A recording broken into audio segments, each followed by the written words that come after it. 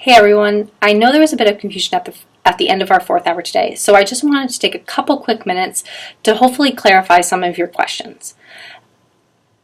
I also want to apologize for the quality of this video. I am a TA in the biology department, not in the film department, but nonetheless I will try my best to reiterate the fundamentals of an action potential and the key ions and channels that are involved in the generation of action potentials. So, as we discussed during our fourth hour, there are two main channels that are responsible for the generation of action potentials. And those channels are the voltage-gated sodium channels and the voltage-gated potassium channels. And so, in a very reductionist approach of their structure, the voltage-gated sodium channels have a fast activation gate and a slow inactivation gate. And when these two gates are open, that allows sodium to flow from outside the cell to inside the cell. On the other hand, our voltage-gated potassium channels have a single activation gate, and when this gate is open, it allows potassium to flow out of the cell. We also have potassium leak channels, which allow for the passive diffusion of potassium ions down their concentration gradient from a high concentration of potassium ions inside the cell to a low concentration of potassium ions outside the cell. Finally, we have our sodium-potassium pump, which is responsible for reestablishing concentration gradients after action potentials have occurred, many action potentials, but both of these work in the background. They are not directly responsible for the generation of action potentials, although they're very important in reestablishing those gradients that allow action potentials to occur. So, since these are our two important channels, I want to focus on what their structure looks like at different time points of the action potential to kind of help clarify for you what's going on and how ions are flowing at different time points. So, if this is a diagram of our action potential here, at V rest, our voltage-gated sodium channel looks like this. So, the activation gate is closed, but the inactivation gate is open. So, since this one's closed, there is no net flow of sodium ions through this channel, and thus there's virtually no sodium current at resting membrane potential. Our voltage-gated potassium channel is also closed, so again there's no efflux of potassium out of this channel at this time point. However, we do have our leak channel, which is allowing the passive diffusion of potassium ions out of the cell. So I kind of represented that in this little schematic here, which I used on my notes all throughout undergrad. So I'm going to put that there. Now, when depolarization occurs, so that is the influx of positive charge to the outside of the cell, so that can occur due to an injection of current or from the release of neurotransmitters. What happens is this voltage-gated sodium channel, which looks like this at V rest, that depolarization comes in, and that triggers this activation gate to open. And so when this activation gate opens, we get an influx of sodium ions into the cell. At the same time, though, our voltage-gated potassium channel remains shut. So we have sodium flowing into the cell, like this. Okay. Now, there are many of these channels alongside of each other in the membrane. And so as these activation gates begin to open with this and positive charge starts flowing inside the cell, more and more of these activation gates open up, allowing sodium to flow into the cell and increase that membrane potential or depolarize the cell. Remember, depolarize doesn't mean decrease. Depolarize means to increase the membrane potential.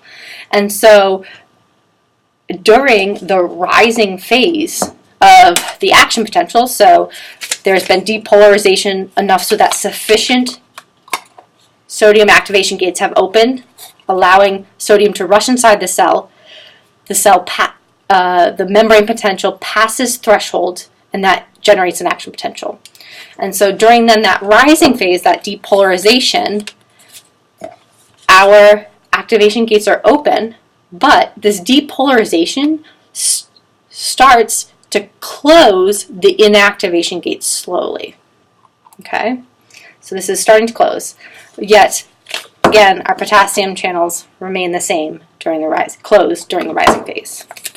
Okay, let's look into this.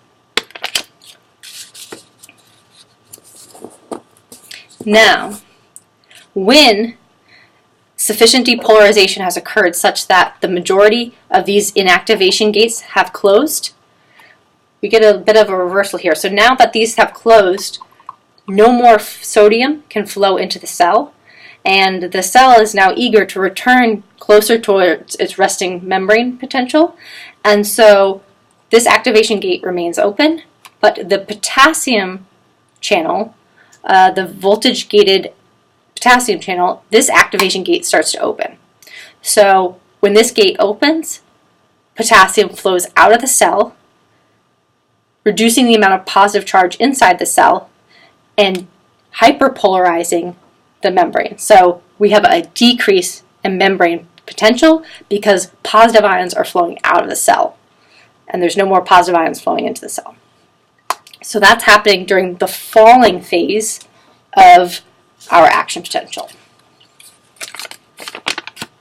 This. Okay. Now, one of the questions that we didn't get to was the question, I believe it was number 6, regarding the absolute refractory period and the relative refractory period. So, the absolute refractory period is this point of the falling phase of the action potential when these inactivation gates are shut. So when these inactivation gates are shut, there is no way that they can be opened such that sodium can then flow into the cell and allow another action potential to occur.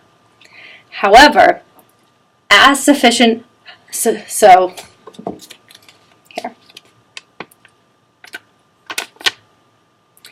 However, as sufficient hyperpolarization occurs and that membrane potential drops down and actually surpasses the resting potential, approaching the equilibrium potential for potassium, because remember, potassium is just flowing out of the cell, decreasing that membrane potential, making it more negative relative to the inside. And so when that cell approaches that equilibrium potential for potassium, that hyperpolarization inactivates or deactivates the activation gate. So essentially, this inactivation gate starts to open, and it does so slowly, and at the same time, these activation gates that were open begin to close, returning us back to where we originally started. Oh, and then at the same time, these potassium gates start to close, and then eventually we come back to V-rest, okay?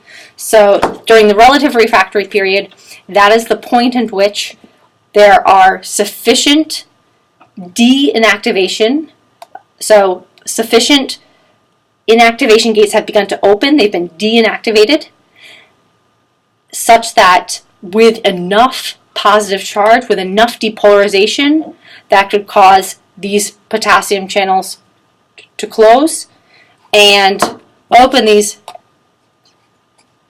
sodium activation channels such that then another activation potential could occur.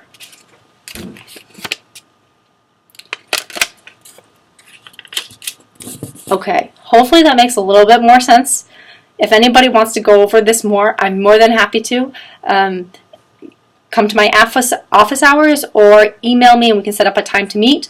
But I strongly encourage you to think about how these gates are open or closed, and why, and how that is affected by the permeability to these different ions and how voltage plays such an important role in the governing of an action potential. All right, so good luck.